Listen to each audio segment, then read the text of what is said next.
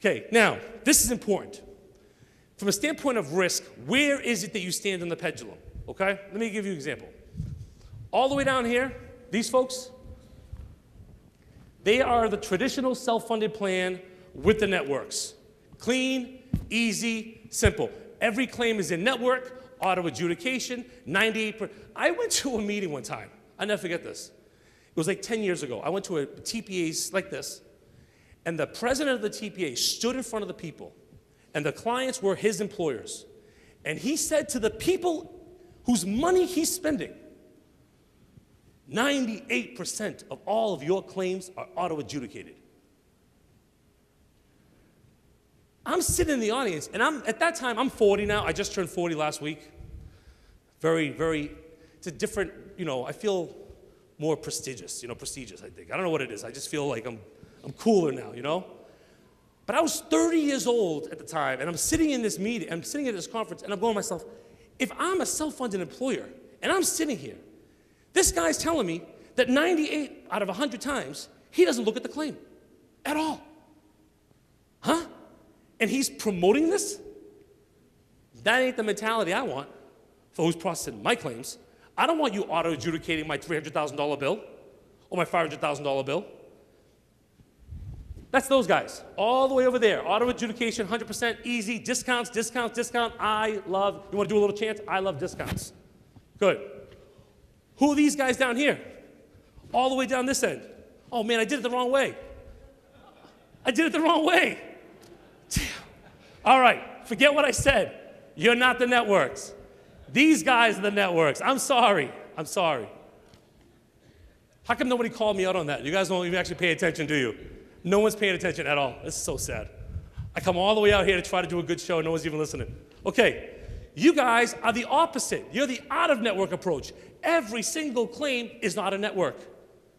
Every single claim is audited. Every single claim is scrutinized. Every single claim is reviewed. Your kid goes to the doctor because they have the sniffles. I'm going to look over that claim. Way big difference here.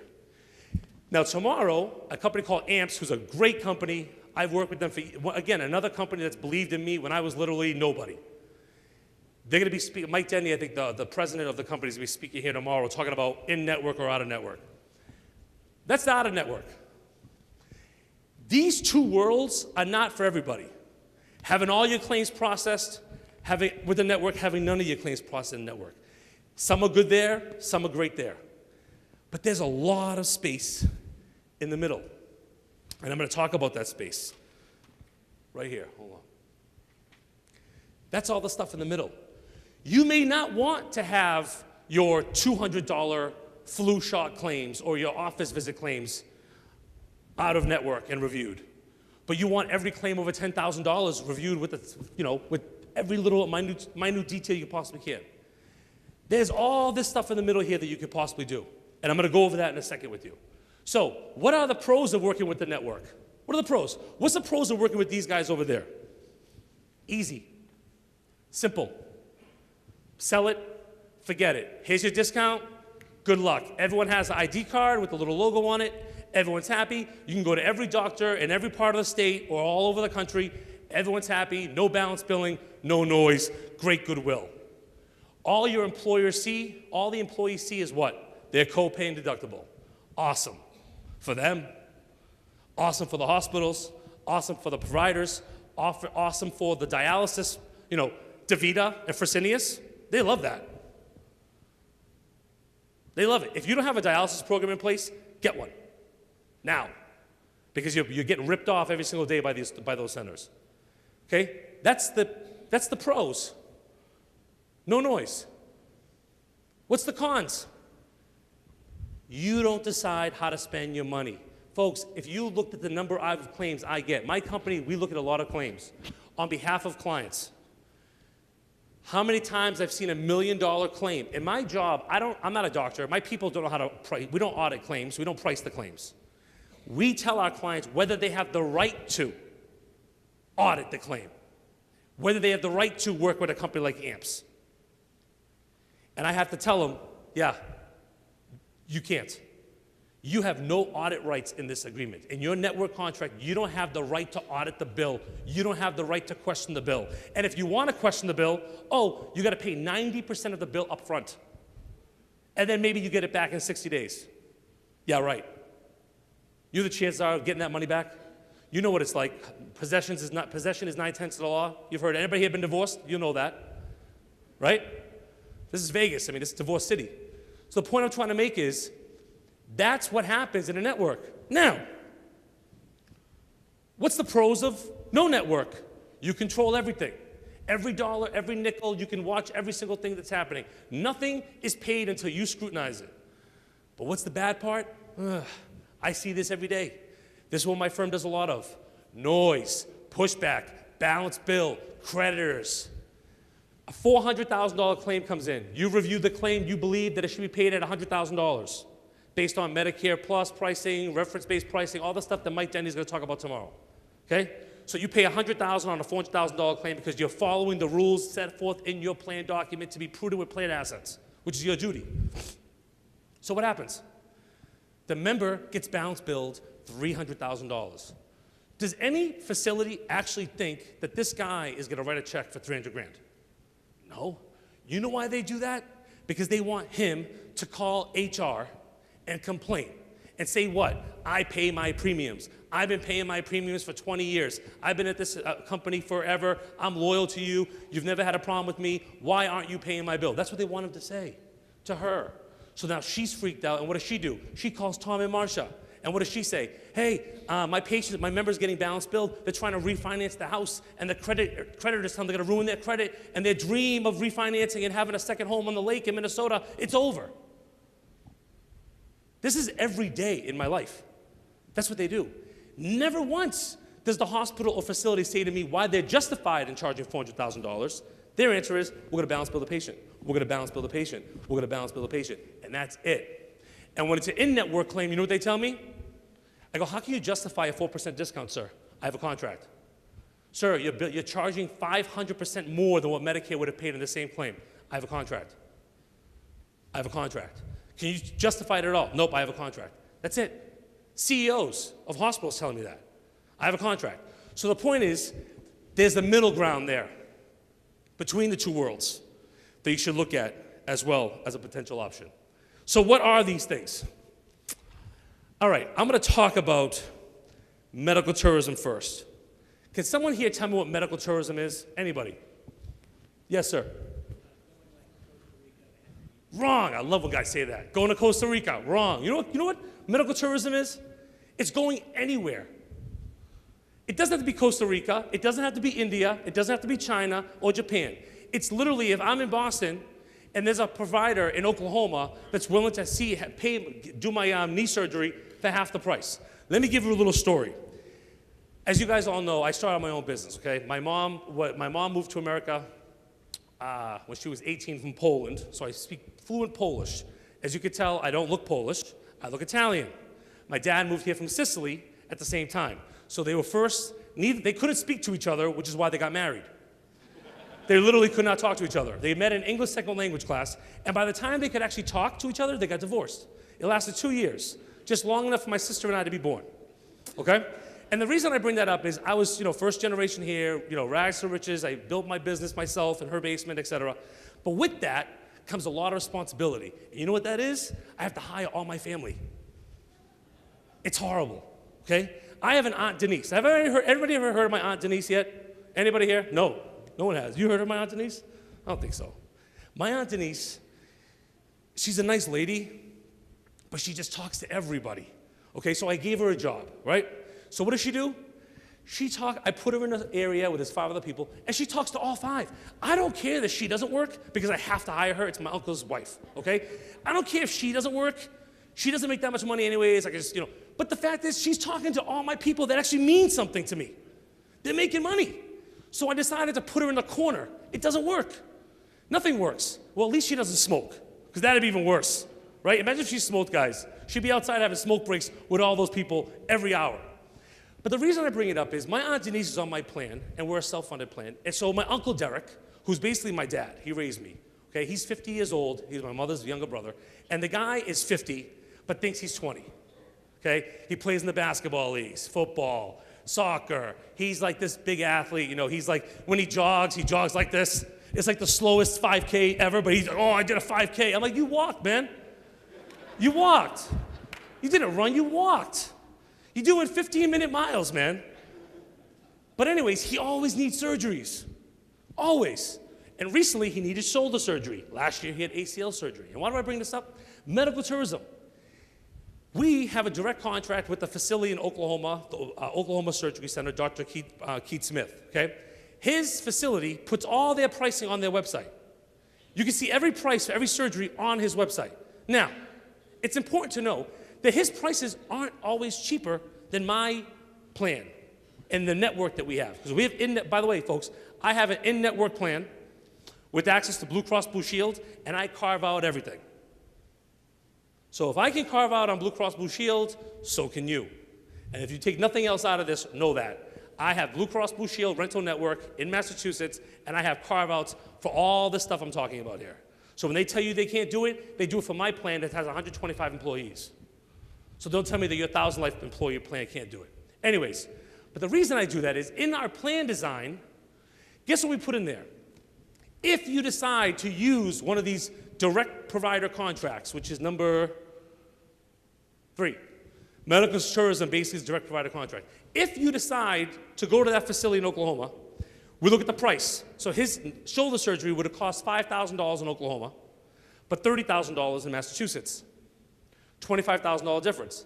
In our plan, we pay for him to take Denise, take her, go for a week. Just take her, I don't care, doesn't matter to me.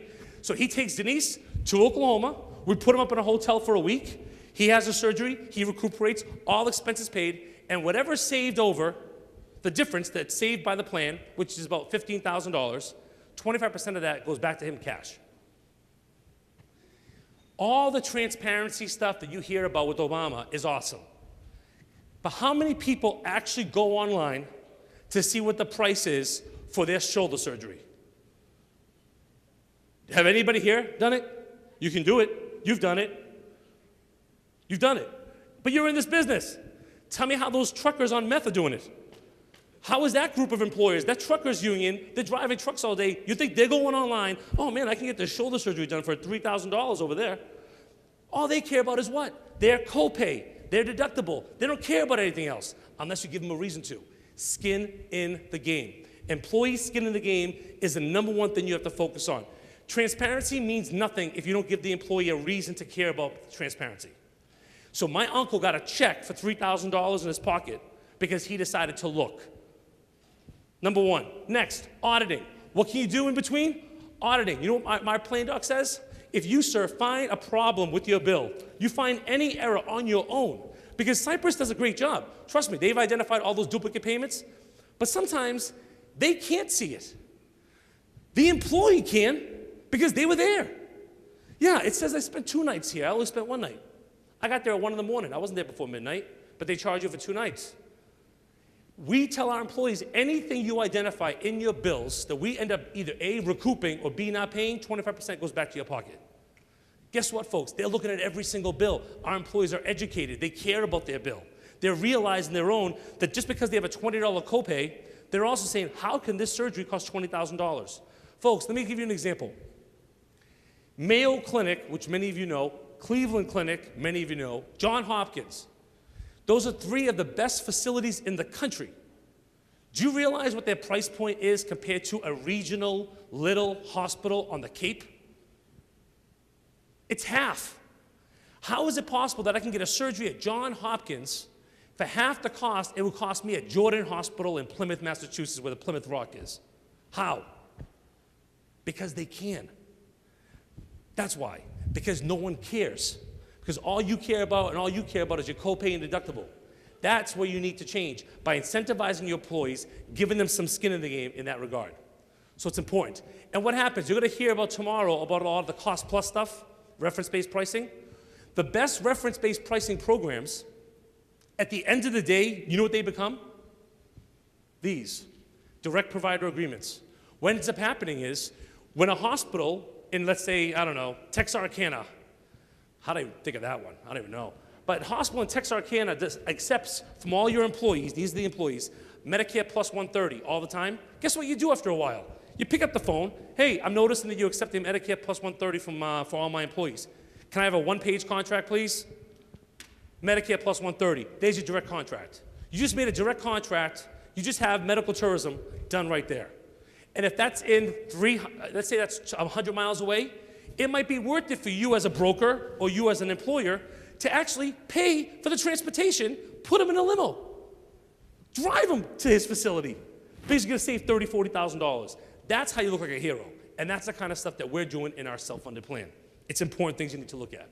And why is this stuff important, please? I'm going to explain to you. The fiduciary aspect. And if you're a broker in this room, it's important that you listen to this piece. This case, Express Oil Change versus A&B, what happened in this particular case is the broker, which is A&B Insurance, got sued by the plan and lost because they put them with a stop-loss carrier, and that stop-loss carrier didn't reimburse a claim based on a gap in coverage. They didn't sue the ASO. They didn't sue the TPA. They went after the broker because the broker placed the business. And the key thing is, all right, that makes sense. But here's what the problem is in this case, is that the court, in this particular case, defined a fiduciary as someone that gives expert advice. So if you give advice to your client and they rely on that advice, according to this court, you're a fiduciary. So basically, you need to make sure, especially when you're going to be talking to all these stop-loss carriers. Number one question I would ask if I was, well, I guess I am going to be sitting here. I guess I could ask it, right? But now someone else can ask this question. When you're looking at stop-loss, folks, don't focus on the price alone. You're crazy to do that. You need to look at what's covered, not just the price. It's like the Mega Health Life Insurance policy, $19 a month. Yeah, we don't pay anything. I'll give you a policy, and I'll deny every claim. So when you look at stop-loss, you also want to look at how much it costs, but also what is being reimbursed, what's not being reimbursed. Are there gaps in coverage, which we're going to talk about. When I talk about plan documents, as I have before, the reason why I bring this up is all I want you to focus on is this second piece. Oh, by the way, if you need these emailed to you, feel free to get my business card. I can email these to you, all the slides. But here, 31% of employers do not have a compliance strategy or a compliance team when it comes to their plan design. 31% of all employers nationwide. You as a broker could be a hero on this. A hero by having their plan docs reviewed. Review the plan. See what Cypress can do better than what your current administrator is doing, than your current ASO carrier is doing. The fact is, you're going to be hearing from a woman tomorrow from DCC on the dialysis program that's being utilized currently by Cypress. Realize that everything you hear from her, and you love it, you as a broker, sir, when you go to your ASO carrier or someone else, and you go, I want to put this woman's dialysis program in place, it's going to save 40% of my clients, they're going to tell you no. That's it. Bottom line fact, they're going to tell you no. So you have to always look and realize that many of your clients don't have a compliance program in place, don't know what their plan docs look like, don't realize that the plan for the truckers and the school teachers should be different. That's where you could be a difference maker and make some changes. So, in the perfect plan, what do you want to make sure you have? I'm going to focus on a couple of these only. Clean claim and covered expense are the two here that I want to focus on the left-hand side. Can someone tell me what a definition of a clean claim is? Anyone? What's a clean claim according to a hospital? Nobody? Anybody? Excuse me? A clean claim is they send you a bill. That's what it means to have a clean claim. They sent you an actual bill. It's clean. That's it. It has a HICFA or a UB. That's it. You have a clean claim. Here's a charge amount. Here's your discount. Pay this. And how many days do you have to pay? 30. Done. No right to audit. Nothing. In your plan document, if you don't have a definition of a clean claim, get one in there. Why? You want to make sure that before that claim is clean, you've audited it, you've reviewed it, you make sure there's no other party responsible, COB. You saw the COB, I know that Tom had that slide earlier. Do you guys see the COB number on that slide? Okay, I forget do you remember what that number was? It was like millions, okay? I think it was like 8 million or something. I don't know how much it was. COB means, folks, that they actually stop the claim, see if someone else should pay it, and then pay it if there's no one else responsible. English, layman's terms. In the ASO world, guess how much COB they do for your plans? 0. 0. The number on that screen is 0. Why? Their policy is pay and pursue later. Claim comes in, pay it. Why? Who's their client? Do you know who an ASO's client is? Do you know who a fully insured carrier's client is? The client's not you, sir. It's not the broker. It's not the employer. The client is the hospital. It's the facility.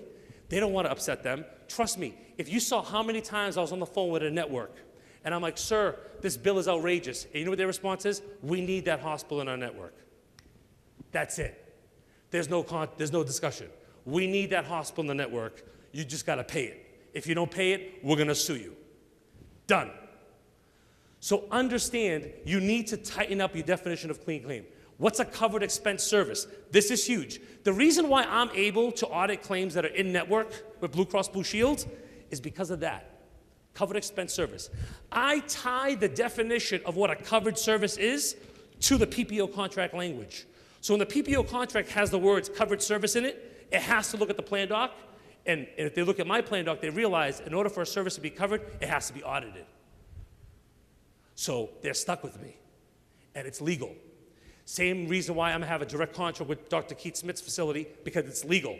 I'm able to do that even though I have an in-network plan. So regardless of whatever you want to do, auditing, networks, carve-outs, AMPs, DCC, whoever it is you want to work with, you need to do two things. One, ensure that your ASA contract allows you to do it. And then two, actually do it within the terms of your plan. Because if you don't do that, none of this is going to work. Exclusions. I got about under 10 minutes left. I went through a lot of stuff, huh? I know, everyone's like, wow, this guy's amazing. I know. It's just take it in. You guys are very lucky. I tell that to my wife all the time. She has no idea what I do, by the way. You know how sad that is? I'm like, I'm gonna speak. Oh, that's nice. Oh, that's nice, honey. That's really nice. I'm speaking to a bunch of, oh yeah, that's nice. Oh yeah, oh that's really nice. That's all she says. Like I think I told her one time I was gonna be in a movie, that documentary. All of a sudden, oh really? You're gonna be in a movie? Oh, you're gonna be in a movie? I'm like, all of a sudden now you care. But anyways, exclusions. Alcohol exclusion. This is the first one. I don't even know what that means. So it's important that you look at that language. If you want to focus on your language for your exclusions, look at alcohol, look at excess, look at experimental, and look at these other two, hazardous and illegal acts. Let me just stick with hazardous. Folks, in my plan, hazardous activity would maybe include horseback riding. Who's riding a horse? Paul Revere's gone. No one's riding horses downtown Boston, okay? None of my employees have horses, live on a ranch, live on a farm, have a ranch as a second home. There's no horses, okay? But we cover jet skiing is not a hazardous activity. If I went to Nebraska, they might think jet skiing is a hazardous activity. I have a 250 horsepower jet ski that I use basically every single day in the summertime. It's pretty hazardous when I'm in Boston Harbor with all the big ships. But I think riding a horse is crazy. Every plan is different as to what a hobby or activity is hazardous, okay? For example, most plan documents have bungee jumping as a hazardous activity. What if the employer is a bungee jumping company or a bungee cord manufacturer? They can't bungee jump? I'm not kidding. This is the kind of stuff I see. Workers' comp exclusions. Know your workers' comp exclusions inside or out. This one, occupational versus workers' compensation. There's 3 different types of workers' compensation exclusions. One is Johnny who's mowing the lawn. It says, if you're doing anything for wage or profit, it's excluded. So, if Johnny, the dependent on the plan, is mowing the neighbor's lawn and he gets paid $30, and you know that, it's denied. He got paid. A lot of plans have that as exclusion. But you know what? You know what happens afterwards? Oh, we don't want that. We want Johnny's claims paid. Then write it in your plan. Follow the terms of your plan. It's important, okay? When I talk about experimental investigational, make sure that when you look at your stop-loss policies, there's no gap there. Some stop-loss policies have their own definition of what E&I is. You got to make sure it matches. Illegal acts versus felonies, another obvious one. If your plan denies all illegal acts, it means misdemeanors. So if I'm driving drunk tonight on the Las Vegas Boulevard, whatever this is called, on the main drag down out here, I'm driving and I'm drunk and I crash into a telephone pole and I don't hurt anybody, it's a misdemeanor, folks. It's not a felony. That means if the plan doc excludes felonies only, you're paying my claim. Is that what you want to do? Maybe you do. Know exactly what you want, but these are all things that take 20 minutes for you as a broker to talk to your employers to understand what they want covered and not covered under the terms of their plan. Assignment of benefits, 2 seconds. The reason why this is important, folks, having an assignment of benefits provision in the plan doc, it gives you power. Here's what it means. Sir, I'm going to take your notebook. When I check into a hospital, they make me sign a form. You give me a form. That's an assignment of benefits form. What that form means, and this is powerful, folks, what this means is you acknowledge and allow Cypress and your employer to send the money directly to them without going through you. Understood? Okay. Do you realize in your health plan, you're actually the one who's supposed to be getting the money? When claims get paid, it really should be paid to you. So that $50,000 hospital charge, when it gets paid at 40 grand, if there was no assignment of benefits, that $40,000 is coming to me. And I might pay him, but what if I feel like I'm in Vegas? Put it all on black. Right? And then he can go after me, but I got no money. I just lost $40,000 in Vegas. What's he going to go after me for? He has to write that off. That assignment of benefits is powerful. You use that as a very simple thing. In your plan document, it says that if the provider accepts this patient's assignment of benefits, then whatever the plan pays them, he accepts it as payment in full. Huge. Because if they won't accept that as payment in full, guess what I do? I rescind the assignment of benefits. I'm like, okay, you don't want to take that $10,000 on that $50,000 charge? Fine. Send that money back to me so I can give it back to the employee. And then you can balance bill them the whole $50,000. Yeah, right. They don't want to give up that 10 grand. It is a huge, huge, huge thing. It's the number one thing my law practice does on a daily basis is we use that argument to fight back on ridiculous overcharges. No question about it. Subrogation, this is what my passion was when I started my company. I built my company on a subrogation business. It's all about language. Having the right subrogation language within a plan. If you want to see what it looks like, talk to Cypress because they already have our language in their plans. It's all right there. I'm not going to bore you to death. But if you notice COB, the reason I bring it up, look at COB. They COB everything. Is there any other excess insurance available? Is there any other coverage? Is there ATV coverage on the guy falling off an ATV? Is there MedPay coverage in the car accident? For example, New York, $50,000 MedPay pays first prior to the health plan having to pay. Is there premises liability coverage? Do you have a husband? Is the coverage under his name instead? You're going to talk about dependent eligibility here tomorrow as well. These are all things you need to put in your plan that is real savings for your plan, okay? And here's the last thing I want to bring up, is in regards to the PPO add-ons. Understand every one of these things. We talked about tourism. We talked about Medicare Cost Plus. You're going to talk more about tomorrow. MSRP, these are all other pricing parameters, the reference-based pricing. Those tie in those two things. The direct provider agreements, carve-outs. Carve-outs are huge. The problem is, you, sir, have a great idea for a carve-out. You want to carve out all transplant claims. You have your own transplant network. The problem is, do you already have those same providers in your main network that they're getting paid a different percentage, a higher percentage than they are in your transplant network? You got to make sure there's no cross there. You got to look out for that. Okay, last but not least, and it ties right in with our next session, stop loss. We love to say the words, mind the gap. Look at every single contract you have, the PPO contract, the plan document, and the stop loss policy. Are there gaps in coverage? You as a broker can look like a superhero. And this is the number one area where you can look amazing. Take the stop loss policy. You could have someone review it, but whether it's me or someone else, take the stop loss policy and the plan doc. Are there things that the plan is at risk for above the spec that the stop loss carrier will not reimburse you on because it's excluded under the terms of the stop loss policy? And the reason why you look at that first is because then you can go to your plan. You can say, hey plan, just so you know, in your plan doc, you deny felonies. In the stop-loss policy, it denies all illegal acts. So if Adam crashes his car today and hits a stop sign, it's a misdemeanor. You are paying it, they don't have to reimburse it.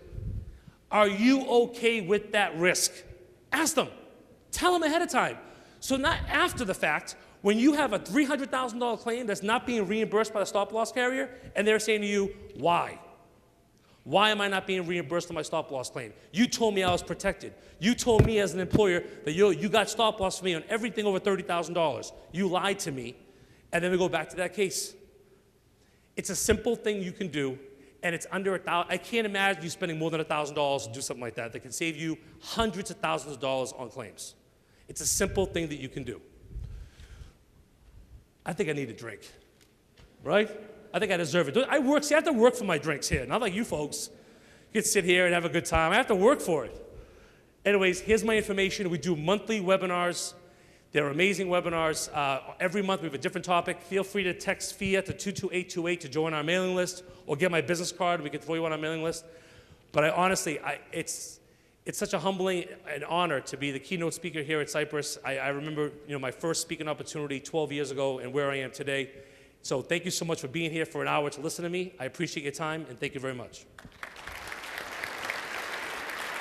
Okay.